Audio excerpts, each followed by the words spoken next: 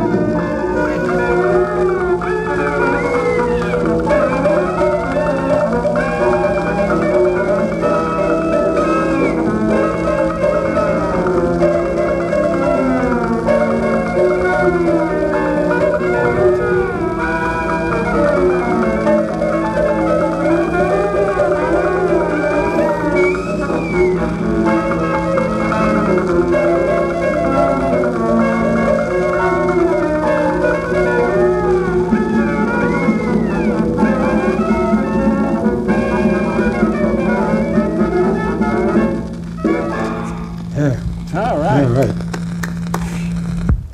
Okay. Might be interesting to note that while we commented earlier that 2,000 Argentinians gave their life for that pressing, 4,000 South Sea natives gave their lives to get those coconuts that Miracle was playing. Had to tune them, man. and That's right.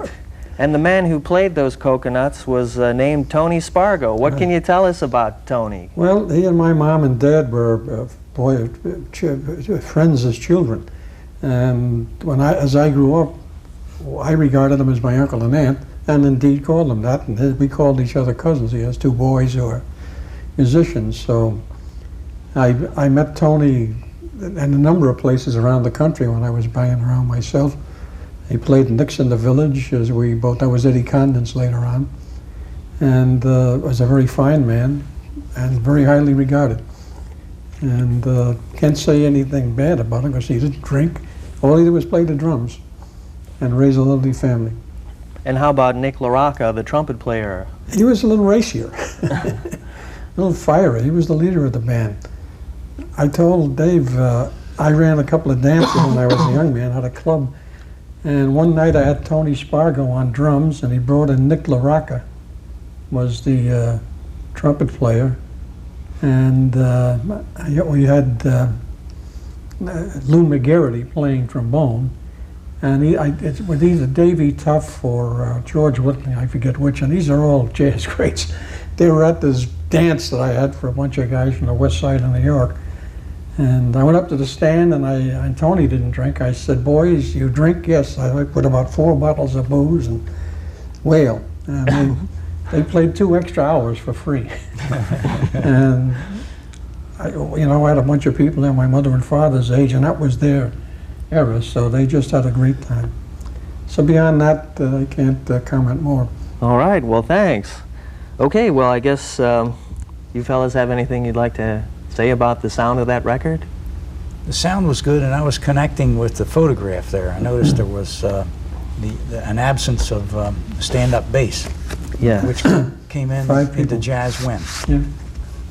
When did the... Well, I guess the bass started to come in more in the late 20s when they invented microphones. I'm not sure what the connection is between microphones and string basses, but they switched from either brass bass or no bass to string bass in the late 20s, and it's when you can start to hear the strings being plucked because they improved the recording when microphones were starting to be used in 26, I think.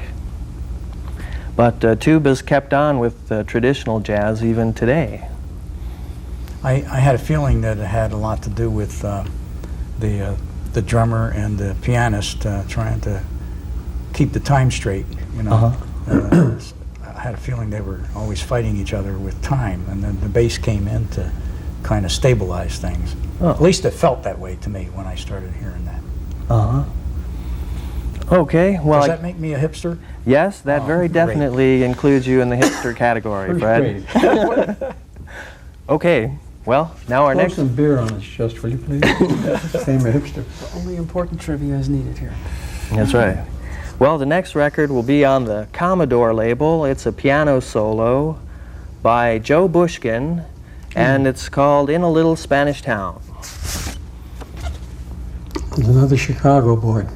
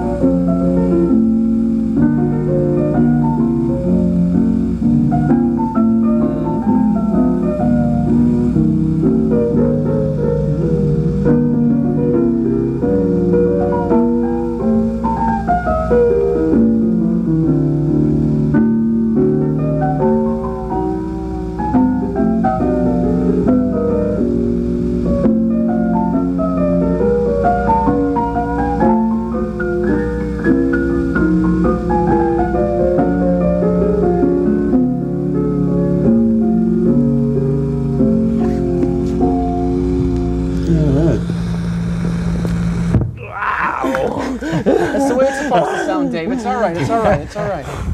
He was a great stride piano player. He was a great stride piano player. Play anything, but I mean, he was a great swing, jazz, Dixieland. I had a tape which I've lost or given away or whatever, stolen, whatever. It was a bunch of tunes he did solo. Edgewater Blues and Dog in the Gutter and a whole bunch of other obscure titles. But they're all stride, terrific jazz player. Is this pre-Gershwin or after? This is pre-Gershwin. No, after, After? actually. Yeah, that was in the 40s. And Gershwin went his way in 1937, I think. Mm-hmm. So, Because that sounded so much very Gershwin-esque, the way, if I could say such a word. That's neat. I like wait, you can't say that on the really- show. Oh, I can't? Oh, well. Well, let me take that Go back. ahead. You just nod, drop. I thought I was pretty hip myself. Yeah. I'm already taking it back. Well, it was lyrical. Thank you. Okay, well, Stayed in the same key all the way through, I think. I thought I knew that tune, A Little Spanish Town, but I didn't hear what I thought I should have been hearing in that. oh. Why There's is that? probably another town. Highly interpretive. All right, well, now let's move on to a crazier record. This one is on the BB label, and this is Slim Gaylord Quartet, Slim Gaylord guitars, Zooty Singleton drums, Tiny Brown on the bass, and Dodo Marmarosa on the piano. Remember And, that name. God. and the song is Dunkin' Bagel. Sounds delicious. Dodo Marmarosa. Where are they?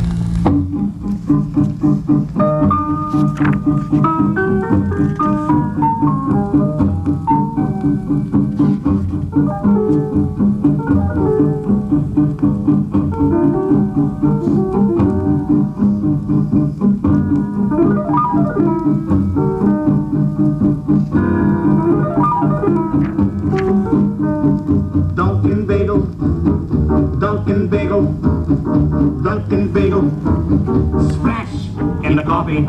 Dunkin' Bagel, Dunkin' Bagel, Dunkin' Bagel, splash in the coffee. Matzo ball, matzo balzamini, the filter fish, computer fishy booty, pickle herring, pickle herring booty, noxarooty, Dunkin' Bagel, Dunkin' Bagel, Dunkin' Bagel, splash in the coffee. Is that Dodo?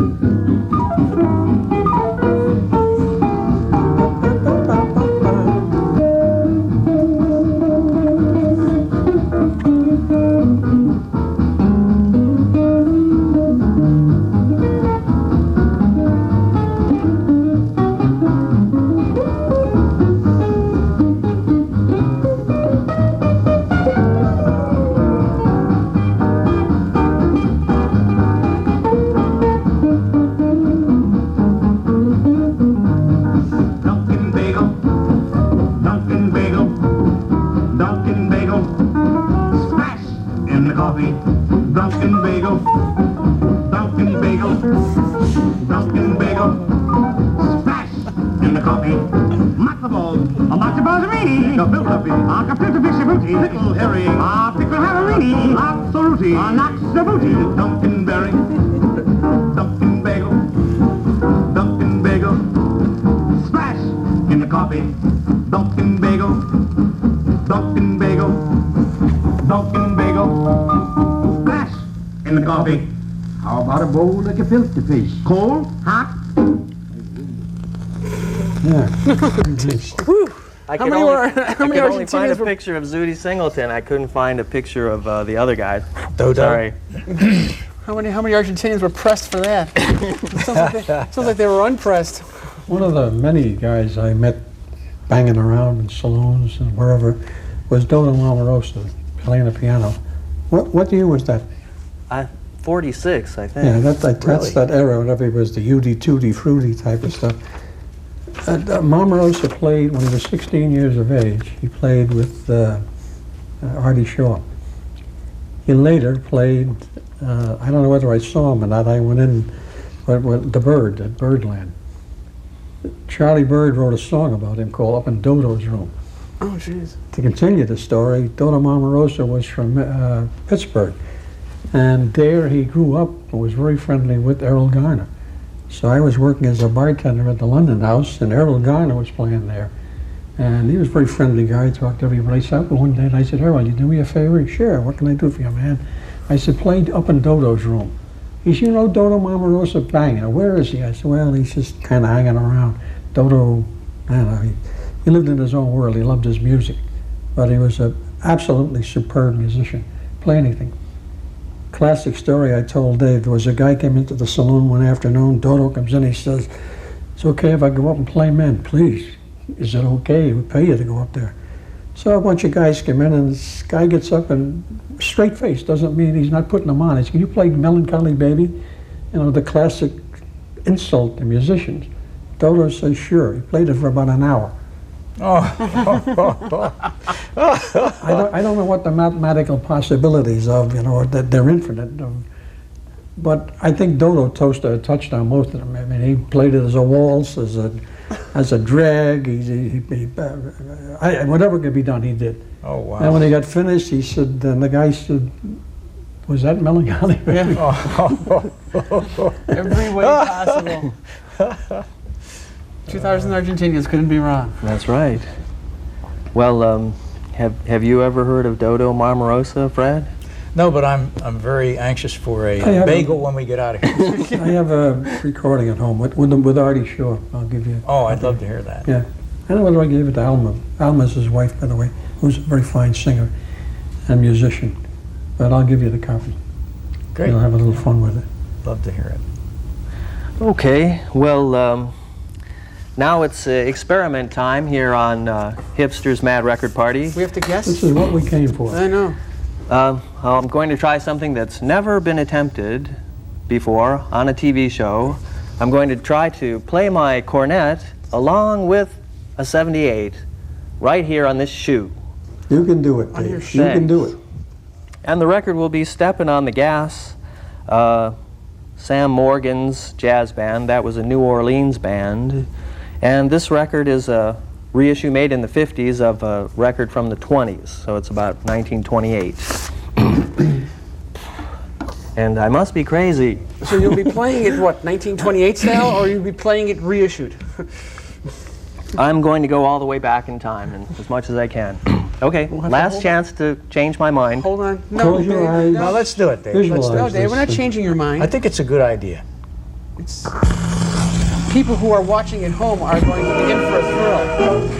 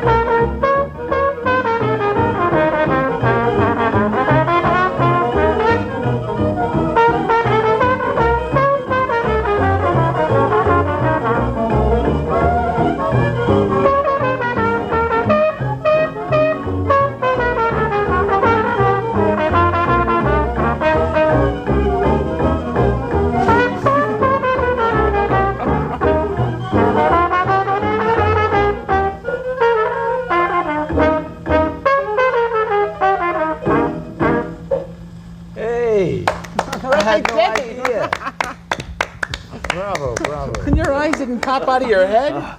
Oh, you done now? My mother thanks you.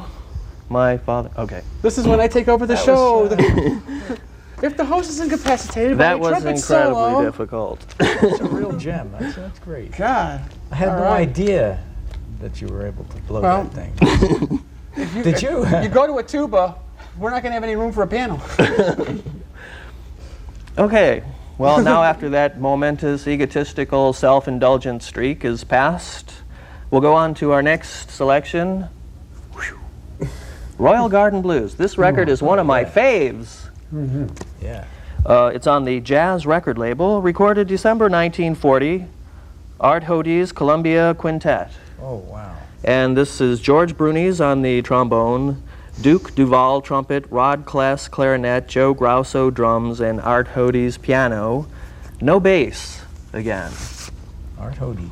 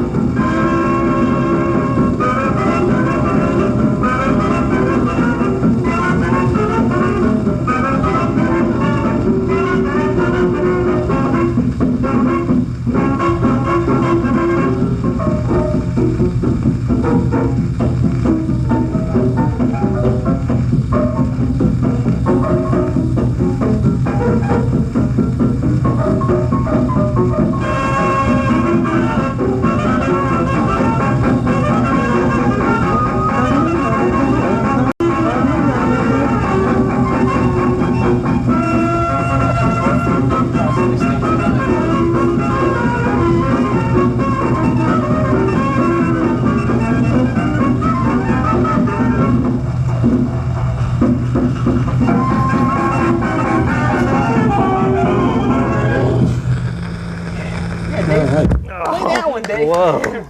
No hipster should be without this record. What was the makeup of that band? George Bruni's trombone, Duke Duval trumpet, Rod Kless clarinet, Joe Grosso drums, and Art Hode's piano. Well, I guess most Chicagoans that like jazz know that the 1111 Club on Bryn Mawr was where Hode, or not Hode, but what's his name, Brunis played. And the funniest drummer in the world, Hey Humphrey, Claude Humphrey. Someday I'll tell you some stories about Claude Humphrey, but it's not fit for assumption. Well, that's okay, because it's time to wrap up another version of Hipster's Mad Record Party, and I'd like to thank my esteemed panel, Bill Curlin, Fred Crumlish, and Ed Cermak. I'm Dave Drazin, and we're going to go out with New Orleans Twist by Gene Gifford and his orchestra. There you go. Hot diggity dog.